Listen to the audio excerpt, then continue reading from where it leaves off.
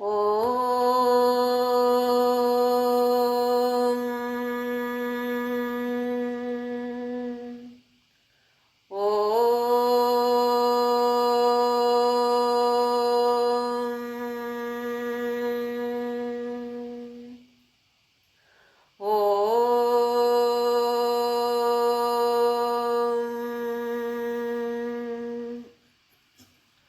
शुक्लाम्बरधरं विष्णुं शशिवर्णं चतुर्भुजं प्रसन्नवदनं ध्यायेत् सर्वविघ्नोपशान्तये। गुरुर्ब्रह्मा गुरुर्विष्णु गुरुर्देवो महेश्वरः गुरुः साक्षात् परब्रह्म तस्मै श्रीगुरवे नमः। सरस्वती नमस्तुभ्यं वरदे कामरूपिणी विद्यारम्भं करिष्यामि सिद्धिर्भवतु मे सदा। Hari Om. Very good morning to all of you. Welcome to this beautiful, gorgeous, most attractive, the most divine temple which is within our own selves. My loving pranams at the divine lotus feet of my Guru, Papa Swami Ramdas of Anandashram, Kanjangad, Kerala, and my beloved parents. Sri Matre Namaha.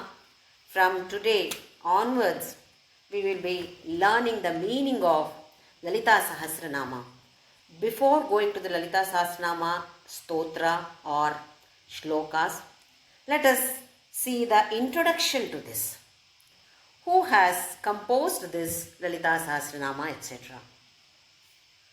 Now, as we know, our Sanatana Dharma is nothing but Vaidika Dharma, which means it is the teaching of Vedas, what we call as Sanatana Dharma. There are 4 Vedas. Now, the concept of these Vedas, it is difficult for us to understand a common man. For a common man, for an ignorant man, it is difficult to understand the Vedas because it is written in Sanskrit. So, Upanishads, what we call as Vedanta, Upanishads were written. Then, are they easy? They are also not easy for us. Upanishads are not easy for us to understand because all these Upanishads talk about that formless entity called Parabrahma. We are all with the forms. We identify ourselves with the forms. So for us, any description about the formless entity is difficult to conceive, difficult to grasp. So, Puranas were written. What is a Purana? Purana also talks about the same principle which is discussed either in the Vedas or the Upanishads, but through a story. We have many such Puranas. Bhagavata Purana, Vishnu Purana, Shiva Purana, Skanda Purana, now Brahmanda Purana. There are many other Puranas. Brahmanda Purana, written by or composed by Vedavyasa. We must be grateful to this Vedavyasa because Mahabharata and in that Bhagavad Gita, which we all do the Parayana every day, is also composed by Vedavyasa. Vishnu Sahasranama, which we chant every day, is also composed by Vedavyasa. Lalita Sahasranama, which we chant every day, is also composed by Vedavyasa. That is in Brahmanda Purana. So Puranas also talk about the same concept, same principle which is discussed in the Vedas, but it is easily understandable to all of us ignorant people like us, because it explains through a story and through the form. Formless entity is explained through the form so that we human beings who are ignorant can understand it better. So Brahmanda Purana was composed by Vedavyasa. Vedavyasa, he got this name as all of us know. He is the one who divided these Vedas. Vyasa means division. The one who has divided Vedas is known by the name Vedavyasa. His original name was Krishna Dvaipayana. He is supposed to be incarnation of Sriman Mahavishnu. In this Brahmanda Purana, the name itself says Brahmanda. It's a huge Purana. It consists of creation of this universe. Explanation about the creation of this universe is beautifully explained in this Brahmanda Purana. And Adhyatma Ramayana. All of us know that Ramayana is written by Valmiki. But in Brahmanda Purana, Adhyatma Ramayana is also included. That means Vedavyasa has written Ramayana, has composed Ramayana, which is known by the name Adhyatma Ramayana, which is there in Brahmanda Purana. It consists of so many other topics too. It also consists of Lalitopakyana. Upakyana about our goddess Lalita, the CEO of this universe, the chief executing officer of this universe itself. It should be clearly understood that Rama, Krishna, all these have taken avatars. They are all incarnations. Whereas Lalita is not an incarnation. This should be clearly understood. We use the word in Sanskrit Avirbhuta, means appeared. She appears in front of us. She is not born. There is no birth and death. So it is not an incarnation at all. The formless energy takes a form, appears in a particular form, in a particular shape, with a particular name. That's all. She is much superior to all the others. Like how we say Sri Mata, Jagan Mata. She is the mother of the universe. Now, let us see the explanation about her palace. Where does she live? Lalita Mata lives in Chintamani Dvipa. What is Chintamani? It is a precious gem. If at all we possess this one Chintamani gem, then our physical, mental, financial, spiritual, all these problems will be solved by that one gem called Chintamani. Like how we say Kamadhenu, Kalpavriksha. By possessing a Kalpavriksha, all our problems will be solved. In the same way, by possessing one Chintamani, our problems will be solved or we will be happy forever. That is what we are aiming for.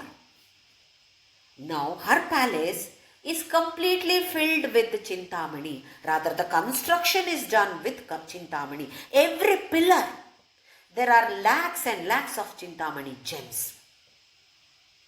So we can imagine, one Chintamani is going to solve our problems. Now imagine, countless number of Chintamanis along with all the other Navaratnas or Vajra, Vaidhuryas, diamonds, etc. In the court of our Supreme Mother, all the people are seated. Who all are seated? Saraswati, Brahma, Lakshmi, Vishnu, Gauri, Rudra and all the other devatas are seated. Ashtasiddhis, Saptamatrikas, Panchabhutas, Animadisiddhis, all these are seated. Rishi, Muni, Gana, Pitrugana, all are seated according to the protocol. There is a protocol. One cannot sit wherever he or she wants. There is a system to be followed. So according to the system, all are seated. And Hayagriva Swami is also seated in that court, in the royal court of our Jagannatha. What is Hayagriva Swami famous for? He is the one who has got the head or face of a horse and body of a human being. Griva means neck. Up to the neck he is Haya. Hayavadana or Hayagriva. Haya is horse. The story of this Hayagriva will not be discussed now. He is very popular for his wisdom and knowledge. In many of the schools in Tamil Nadu, what I have observed, I am telling you, during the public exams of children, 10th standard or intermediate, 12th, etc., then many schools conduct this Hayagriva Havana, so that all the children are blessed by this Hayagriva Swami, who is very popular for his knowledge and wisdom. He is also seated there. So all these people are seated, and suddenly there is a beautiful radiance and beautiful fragrance. All the people who are seated are just looking around. What is happening? There gives the royal entry of our Jagannatha, Lalita Mata royally enters the court with all her assistants. There are so many assistants for her. All are coming along with her. She enters the court and there is a beautiful royal throne for her, Simhasana for her. The name of this Simhasana is Kaivalya. So she is seated now on that throne, on the royal throne. Royally she sits, looks at all the people around and gives a beautiful smile. We all should be able to visualize this as though we ourselves are seated there in that royal court of our Jagannatha. She orders the Vak Devatas. There are 8 Vak Devatas. Vak Devatas. As the name says, they are the Adhishtana Devatas of Vak. Vak means speech. If at all we are able to speak today, it is the blessing of these Vak Devatas. Not only for the mankind, even the animals. If a dog is able to make a sound while barking, these Vak Devatas have blessed that dog. Is it only for the living beings? No. Air. You know, the breeze. Breeze gives a beautiful sound. That sound is also the blessing of the Vak Devatas. Water flows. There is a beautiful sound when the water flows in the stream, river, ocean. You hear beautiful sound. That sound is also blessed by the Vak Devatas. Now, our Lalita Mata is ordering these Vak Devatas. What are the names of these Vak Devatas? People who chant Devi Khadgamala, they know this. Names of all these 8 Vak Devatas. They are called as Vashinyadi Vak Devatas because the first Vak Devata's name is Vashini. Vashini Adi. Adi means etc. Vashini, Kameshwari, Modini, Vimale, Jayini, Arune, Sarveshwari and Kaulini. These are the 8 Vak Devatas, Ashta Vak Devatas. So, Lalita Mata commands these Vak Devatas. What does she say? She says, All of you are always chanting my name. I am very happy about it. But now I am commanding you, ordering you to compose a new stotra which consists of 1,000 names of myself. How should it be? It should be composed in such a way that whenever anybody chants this, my heart should be filled with the bliss. I should be completely blissful when anybody chants this stotra. It should contain 1,000 names of myself. The Vagdevatas were extremely happy. We also feel happy when somebody gives us some responsible job. Come on, you do this job. Oh, we feel so happy. The CEO of the universe is commanding them to compose her praises.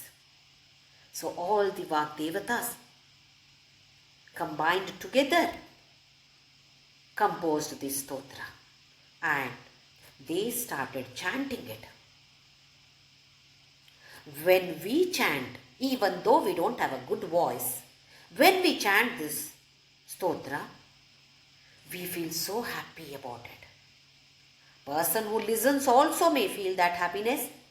Definitely, person who chants derives that bliss. Now, who are chanting? The Vagdevatas. The one who are those people, the Devatas who are blessing us to have this good voice are the ones who are chanting. Then you can imagine the level of that beauty over there, the level of divine bliss that is created over there. As they were chanting, Lalita Mata was blissful. She was smiling and nodding her head. Yes, beautiful, beautiful. She was saying, Sadhu, Sadhu, Uttama, Uttama. That means, wow, Shabas, Shabas. When she was nodding her head, the beautiful jhumkas that she was wearing were making that jhal, jhal, jhal. This kind of divine sound was created by the big ornaments that she was wearing on her ears. We call them as jhumkas. When we chant, our goddess is listening to us. She is nodding her head when we chant. Definitely, her jhumkas are making that jhal, jhal, jhal sound. That divine sound is created when she is nodding her head. When we chant too, are we able to listen to this sound? That divine sound, is it audible to us? A big no. Capital N-O, no. Why? Because we are totally drowned in this worldly affairs. We are chanting mechanically. Shri Mata, Shri Maharajya, Shri Simhasaneshwari, without any emotions, without any love for her. We may be having good voice, we may be great singers, but the mind is not focused on the goddess. Mind is thinking of something else. Apart from the goddess, everything else appears over here. So we all should be able to focus on her in such a way that we should be able to see her nodding her head as well as listen to that divine sound which is generated by the jhumkas when she nods her head in acceptance of our chanting. That much concentration should be there in us. So let us all pray to her that we get that kind of concentration and we get to see her and we get to listen to her ornaments sound also. Now she is nodding her head and all the people who are seated there are also deriving that bliss, And slowly, all are slipping into that state of samadhi. Our Hayagriva Swami also was listening to that. He also went into samadhi. Imagine how it must have been there. The court, all the people are in that ecstasy, that samadhi. How beautiful it must have been, how divine it must have been. Later, now this scene gets over here, and later, Agastya Mahamuni. All of us know about Agastya. Aga means mountain.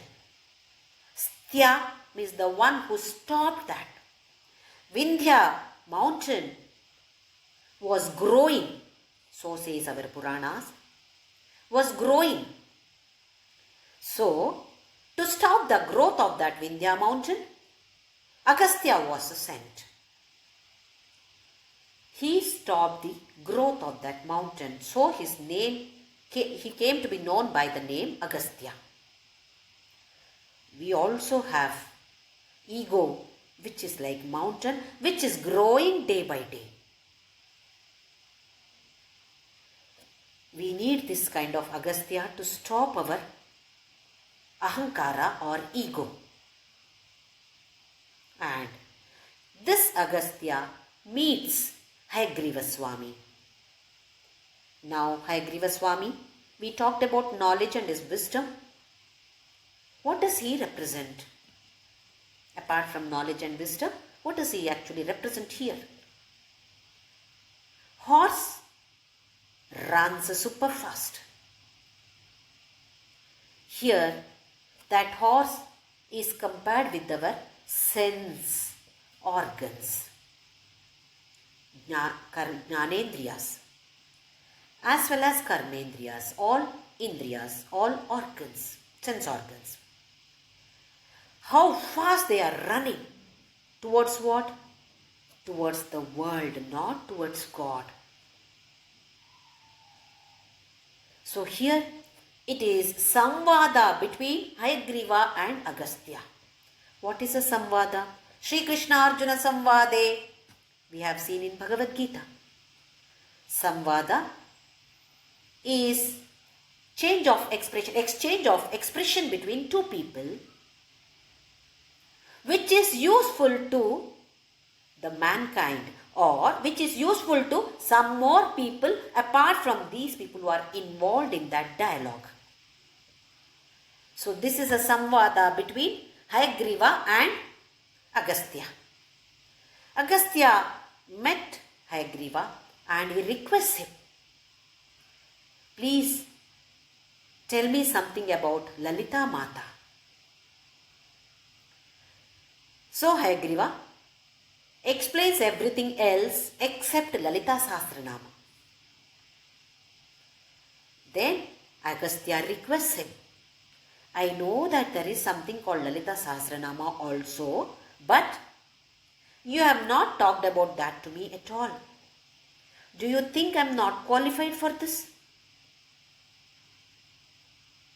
If at all you feel that I am qualified or I have that arhata qualifications, please teach me this. I want to know. I want to learn.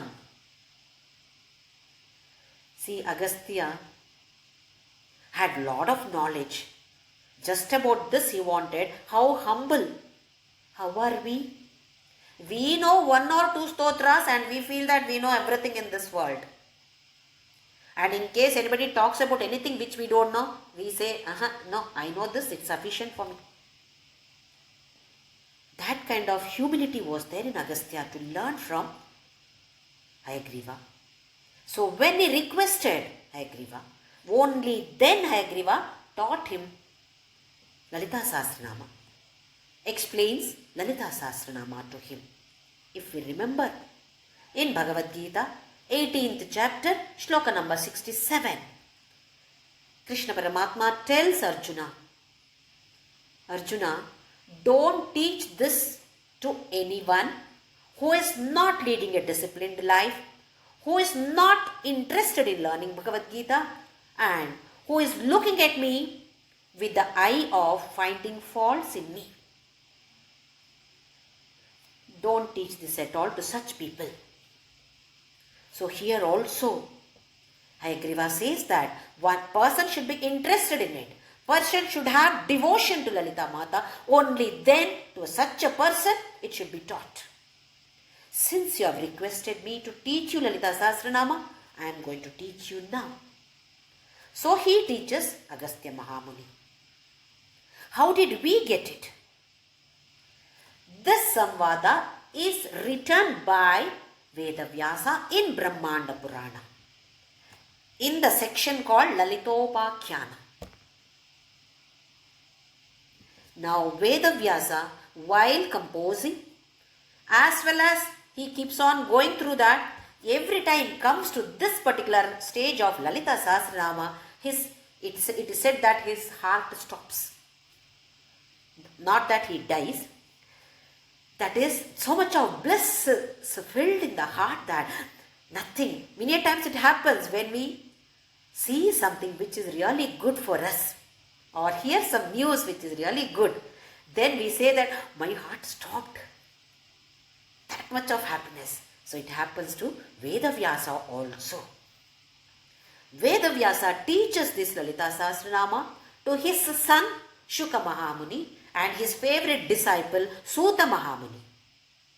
Then Suta Mahamuni teaches this Lalita Sahasranama to Shaunakadi Munis. Shaunaka Adi.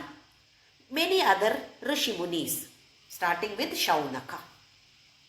So like this, generation, it is going on. It is our duty to pass it on to the next generation too. Not only just chanting, just give a glimpse of what does it mean. Just a little bit of understanding about Lalita Sahasranama as well as Lalita. So this is how we got it. It was composed by Vagdevatas, chanted by Vagdevatas in the court of that Jagannatha. It was passed on to Hayagriva Swami in that court. When they chanted, Hayagriva Swami learnt it. So from Vagdevatas, then Hayagriva, then Agastya, then Vedavyasa composed this Brahmanda Purana and he wrote about the Samvada between Agastya Mahamuni and Hayagriva Swami. Then from Vedavyasa to Shuka Mahamuni and Suta Mahamuni. From Suta Mahamuni and Shuka Mahamuni to the other munis like Shaunakas. So this was passed on to us from all these people. This is the introduction to this. Now, Lalita, the Dhyana shlokas. The Lalita Sahasranama comes in the middle part of it. It has Purva Bhaga, then Madhyama Bhaga, then Uttara Bhaga. Lalita Sahasranama appears in the Madhyama Bhaga, Madhyama section, middle section. In this, there are Dhyana shlokas. Why do we need to chant any Dhyana shlokas? Not only for Lalita Sahasranama, we have for many stotras Dhyana shlokas. What is the purpose of having this Dhyana shlokas? We are all worldly people. Most of us are grihasthashramis. We do lot of work and then suddenly come back here and sit here and chant Lalita Sahasranama. The mind is still in the work that which we just have completed.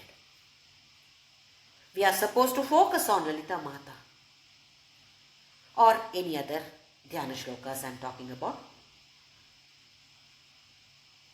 It is for us to withdraw from the work that we were doing and focus on that particular God about whom we are chanting. So Dhyana shloka is definitely needed before we start the stotras. This gives a beautiful explanation of what. Let us see, we start with Shuklam Baradharam. The first few words, one word itself is sufficient to give the gist of what is it there in the shloka. Shukla Ambara Dhara. Shukla is white, Ambara is dress, the one who is wearing a white dress. This is the superficial meaning. Every word has got one superficial meaning and there is inner meaning. What is the inner meaning of this? Shukla Ambara means here pure heart, pure mind. Have a pure mind and start the work. End of that Shukla Ambara Dharam, Vishnu, the shloka ends with Sarva Vigna Upashantaye. When we start any work with pure mind, every Vigna is destroyed. Or any Vigna that comes in between is not taken as difficulty at all. Because the mind is pure, ready to accept everything. In the same way, we have Dhyana shloka of our Lalita Mata. There are 4 Dhyana shlokas. Some of the books give only 2, some of them give 4. We will learn all the 4. The first Dhyana shloka, Sindhuraruna Vigraham, is composed by the Vagdevatas themselves. The second one, Arunam Karunam Tarangitakshim. This one is composed by Trimurti Rupa Dattatreya. Then the third one, I have not got who has authored this. Many books I searched but I did not get it. Whereas the fourth one, the last one, Sakunkuma Vilepana, the last Dhyana shloka, was composed by Adi Shankaracharya. So altogether 4 Dhyana shlokas. Now these Dhyana shlokas give us a picture of her form. She is formless energy. He, it, anything. She has appeared in this form. This must be very, very clearly understood. Absolutely formless energy. Nirguna, Nirvikara, Nirakara. Appears in as though Saguna, Sakara, Rupa, with the name. So that we are attracted towards her. We are identifying ourselves with the body. So for us, in case any body is there, then we get to understand, oh, it is like this. Only for this reason, all these forms are shown. The first one, let us see, Dhyana shloka, which is composed by the Vagdevatas themselves. Sindhuraruna Vigraham Trinayanam Manikya Maulispurat Taranayaka Shekharam Smitamukhim Apina Vakshorukam Panibhyamalipurna Ratna Chashakam Raktotpalam Bibhratim Saumyam Ratna Ghatastha Rakta Charanam Dhyayet Paramambikam. Sindhura Aruna Vigraham. Sindhura is red color. Aruna is orange color. Vigraha is form. This is the superficial meaning of it. Colors. This is how she looks. We know when we see some people who are very fair and they have pink kind of cheeks, etc. The body itself is totally pink. You feel like looking at them again and again. Wow, so beautiful she or he is. We feel so, isn't it? So here, Sindhura Aruna. Aruna is orange, reddish orange. In orange also, we have so many shades. When we go to buy a blouse piece or a sari, we simply say orange. Then they show, a line of orange colored clothes. Then we have to keep our sari there and see which one matches, isn't it? So any color has got many shades. Which orange is this? Reddish orange. Sindhura Aruna Vigraha. The whole body is reddish orange. She looks so radiant in this color. That's about the color. Inner meaning. Sindura. Sindura is be active but without attachment. What does it remind of us? Of Karma Yoga. Do all these activities. Whatever is needed for you, you should do it, but without having any attachment to that. Same thing is implied by this Sindura. We are attached to the body, we are attached to so many people, we are attached to objects, we are attached to situations. So it says, detach. Detach from the world. To the extent possible, try getting detached. Do your work, do your duties without attachment. This is Sindura. Aruna. Aruna is fire. Fire like orange color. Like fire. What type of fire is this? This is Jnanagni. Fire of knowledge, where we burn all of our ignorance. This is a permanent knowledge. Shashvata. What does it speak about? Jnana Yoga, Karma Yoga, Jnana Yoga. All these are essence of Vedas. So, even Lalita Sahasranama is essence of Veda only. The same concept is being explained or brought to us through different perspectives. Many times we have seen this in Bhagavad Gita. Concept is same, but from different perspectives. So here also, Sindura, Aruna, Vigraha, a form is given.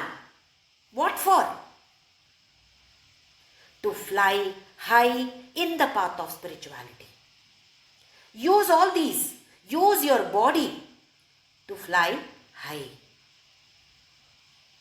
Do Karma Yoga, do Jnana Yoga, and then use this form and try to go beyond this. This is Sindura Aruna Vigraham. Trinayanam. One who has got 3 eyes. If at all she also has same like me, body like me, then what is so great of her? I have 2 eyes. She has 3 eyes. Oh, she is definitely greater than me. The one who has 3 eyes. Now what do these eyes represent? Eyes represent so many other factors also. One is time. Our right eye represents the past, Bhutakala. And the left eye represents Bhavishyat or future. The one which is in the center on Ajna Chakra represents present. Present tense, Vartamana. We are using only 2 eyes. Why? We live either in the past or in the future, never in the present. What has happened, we think about that and cry. What has not happened, what may happen, we worry about it, anxious about it. Are we living now and here? At present, are we living? Shiva opened the 3rd eye and burnt Manmatha. All the desires are burnt if at all we are able to open this particular 3rd eye. But unfortunately, we live either in the past or in the future, never in the present. So she is saying, I have got 3 eyes. You also have 3 eyes. Think about this. You have the 3rd eye also like me. Try to live in the present. Then that eye gets opened up. Then see how beautiful life is. So this is about Trinayanam. Manikya Maulis Purat. She is wearing a crown. What kind of crown is this? Manikya. All gems, studded with gems. Spurat is radiating or shining, shining bright. Who has the qualification, who has the capacity to wear this crown? Everybody does not have.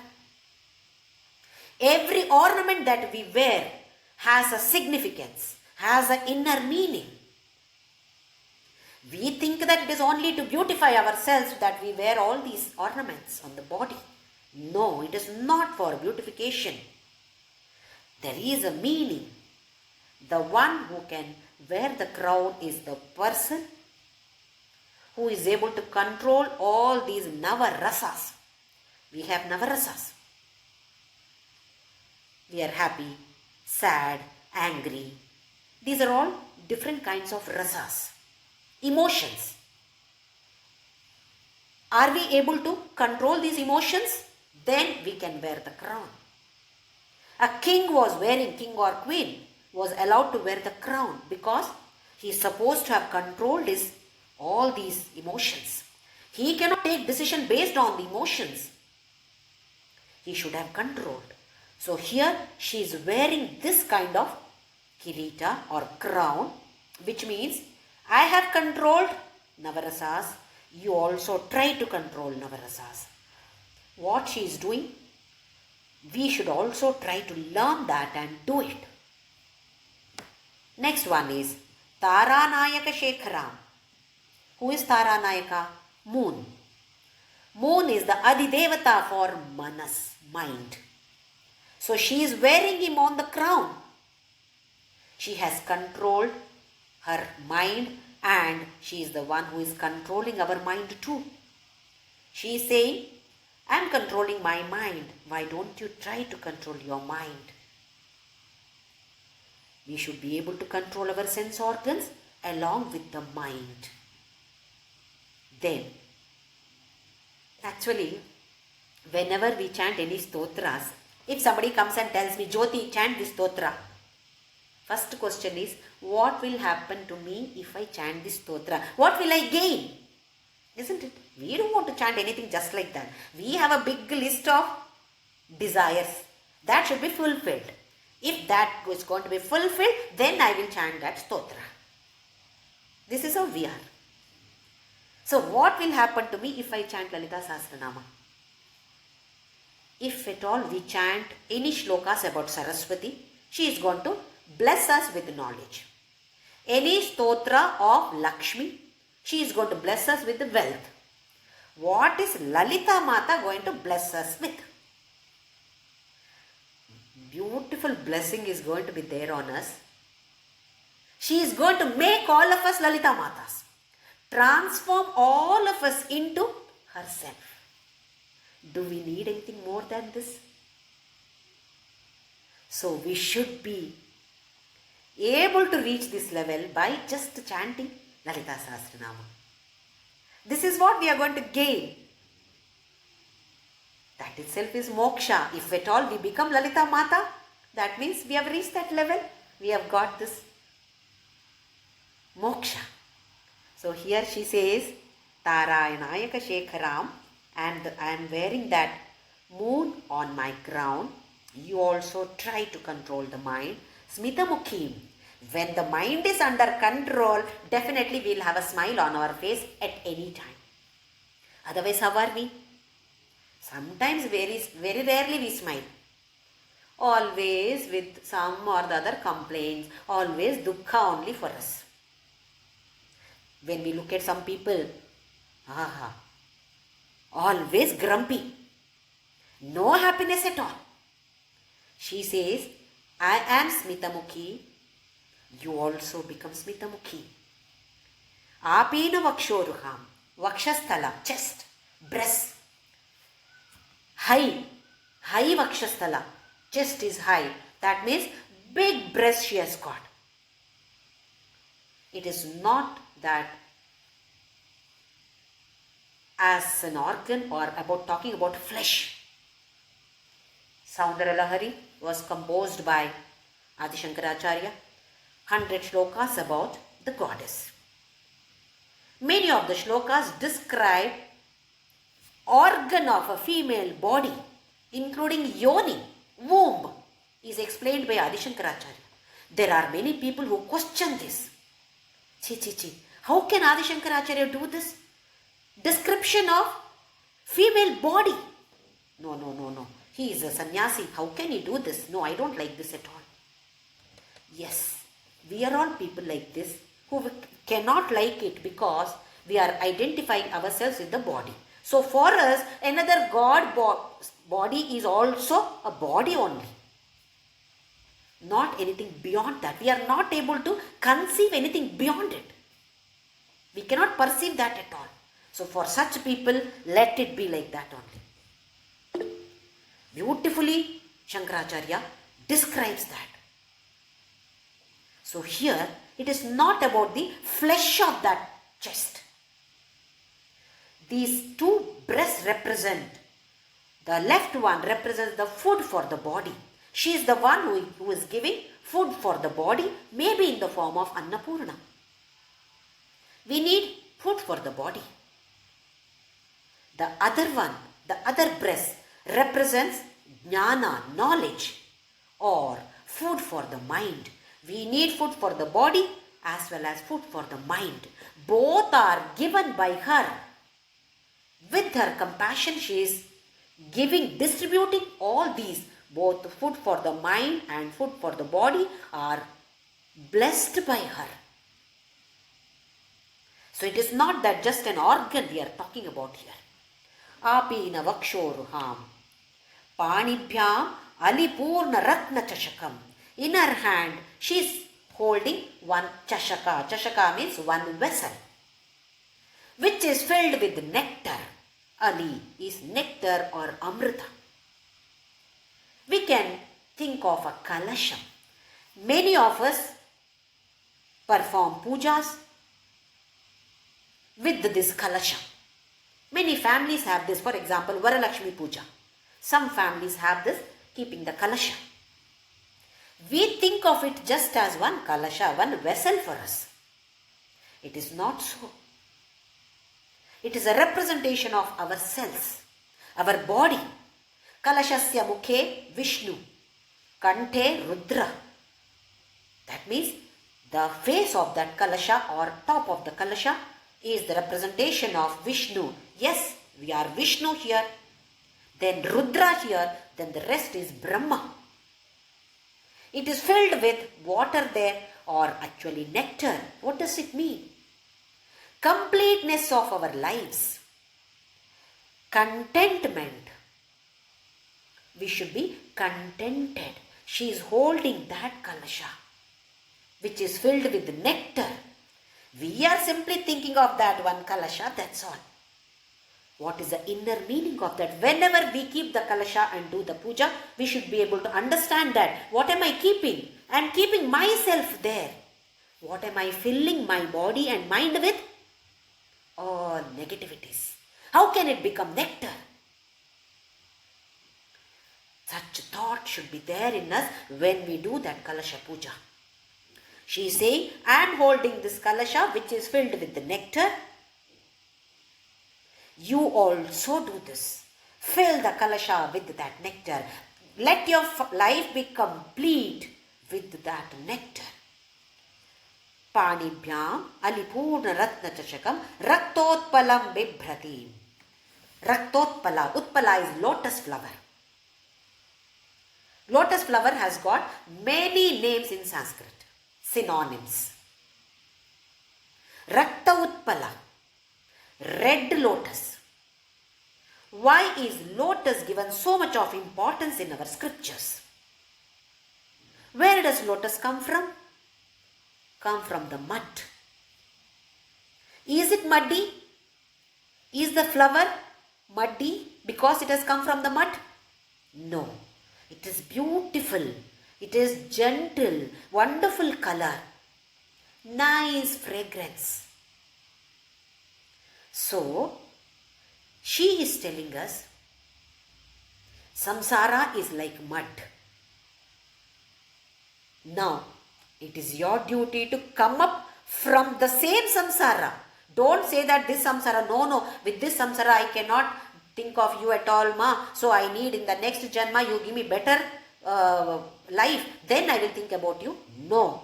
Whatever samsara you are in, try to come up. Try to have fragrance. What does it mean?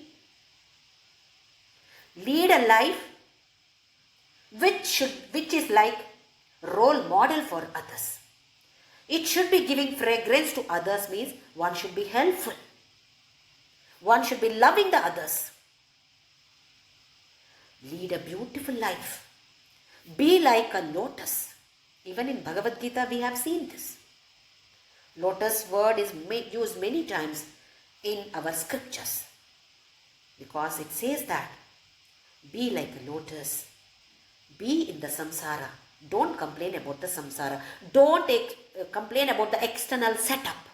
You cannot change the external setup. Try to change yourself. Try to change your perspective. Become a lotus flower. So here, Raktotpalam Bibhratim.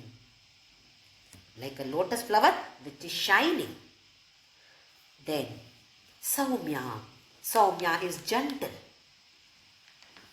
Gentle in thought, word or speech, and action. Are we gentle? We have to question ourselves. Thoughts. How are our thoughts? Is it anything negative about others? Then definitely it is not gentle. It is not Saumya. We should analyze ourselves. In case there is a thought about some person who has done something bad for me, I thought that it is something bad for me, so definitely I want to take revenge. This kind of thought, you have not taken revenge. Just the thought itself is not Saumya, not acceptable. Not acceptable for a sadhaka. So, be Saumya in your thoughts. What about words? If at all we hurt anybody through our speech, then we are not Saumya. She says, I am Saumya, you also should be Saumya.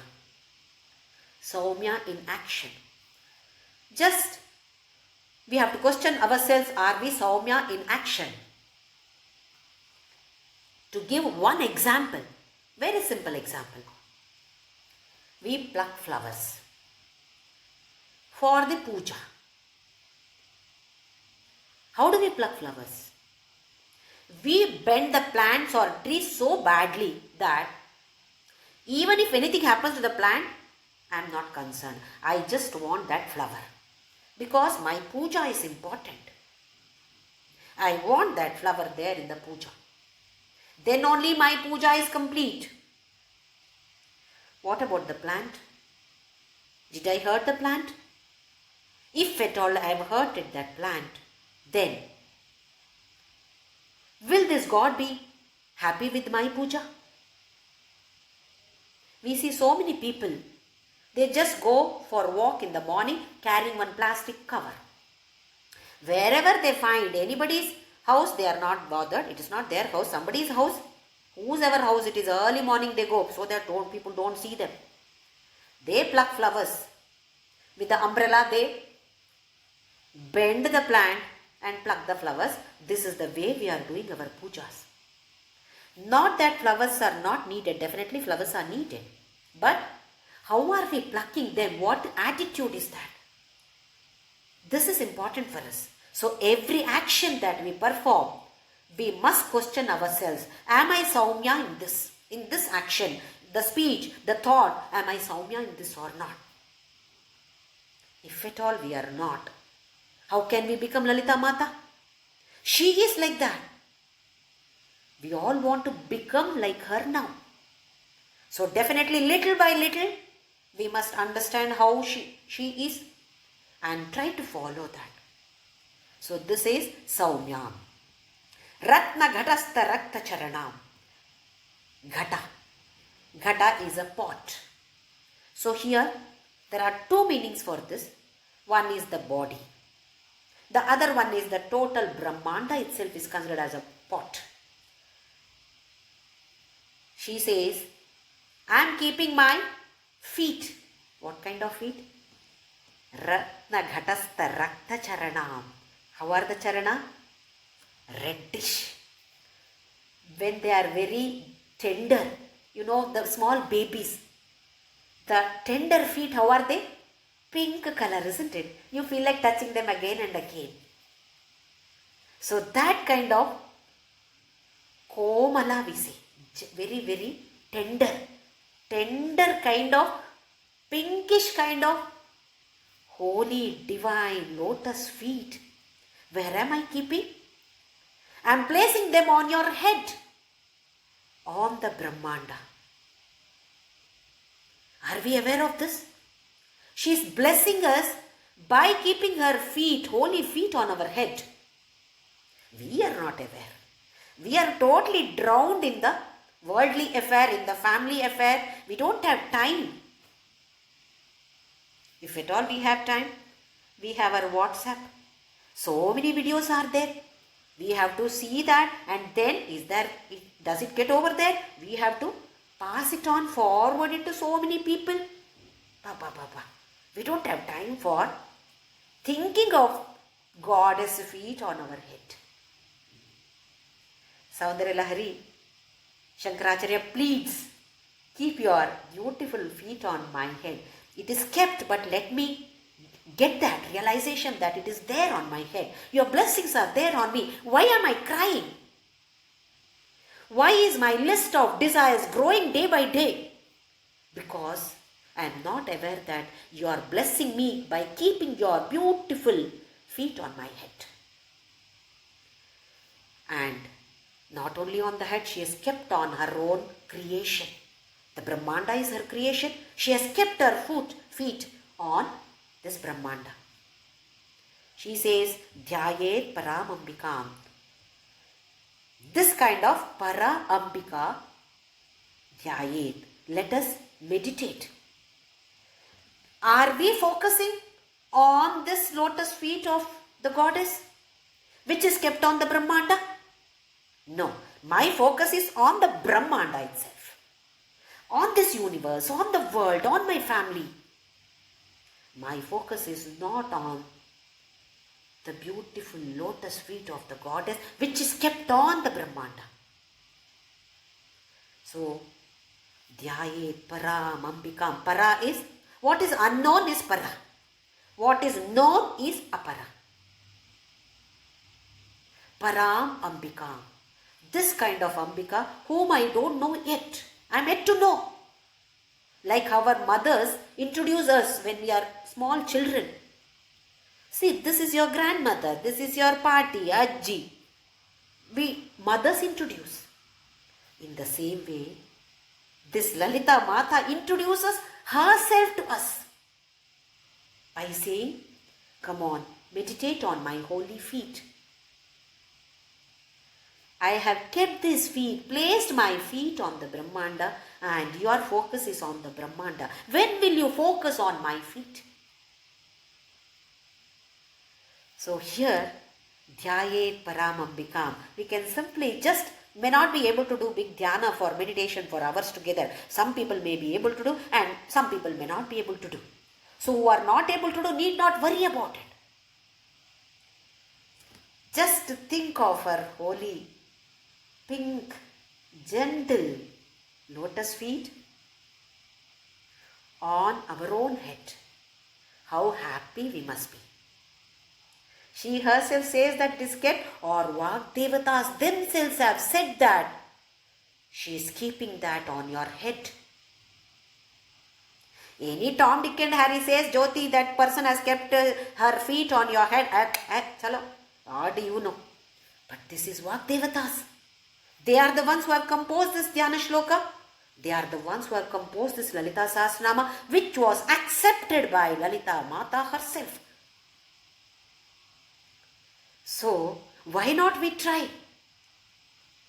Just while chanting this shloka, think of her form, the reddish orange color, Karma Yoga, Jnana Yoga, all this mixture, what we have studied in Bhagavad Gita, nothing new here. Same concepts of Veda, Upanishad, Purana are there in this Lalita Sahasranama too. We are going to learn the Advaita concepts over here too. We are going to learn about her Sthula form, Sukshma form, everything that we are going to learn about her in these shlokas. 1000 names, that's all. By knowing about this, what are we going to gain? Yes, all of us are going to become Lalita Mata herself. This is how she is going to bless us provided we focus on her holy feet and then chant. Shravana, Manana, Nididhyasana. Listen, contemplate, assimilate, implement in our lives. We become Lalita Mata. Do we need any other better blessing than this? There is no other or better blessing than this. So how should we do dhyana? Chanting. Nama Smarana. Nama Smarana. Chanting of Nama along with Smarana. That is why Nama Smarana. Not necessary that this particular name, that name, any name is okay. But that Smarana is important here. Smarana of the form or formless, whatever is convenient to each one of us. So let us all take up this Namasmarana continuously as much as possible and try to become Lalita Matas. Om Shri Ram Jai Ram Jai Jai Ram. Om Shri Ram Jai Ram Jai Jai Ram. Om Shri Ram Jai Ram Jai Jai Ram. Om Shri Ram Jai Ram Jai Jai Ram. Om Shri Ram Jai Ram Jai Jai Ram. Om Shri Ram Jai Ram Jai Jai Ram. Om Shri Ram Jai Ram Jai Jai Ram. Om Shri Ram Jai Ram Jai Jai Ram. Om Shri Ram Jai Ram Jai Jai Ram. Om Shri Ram Jai Ram Jai Jai Ram. Om Shri Ram Jai Ram Jai Jai Ram. Om Shri Ram Jai Ram Jai Jai Ram.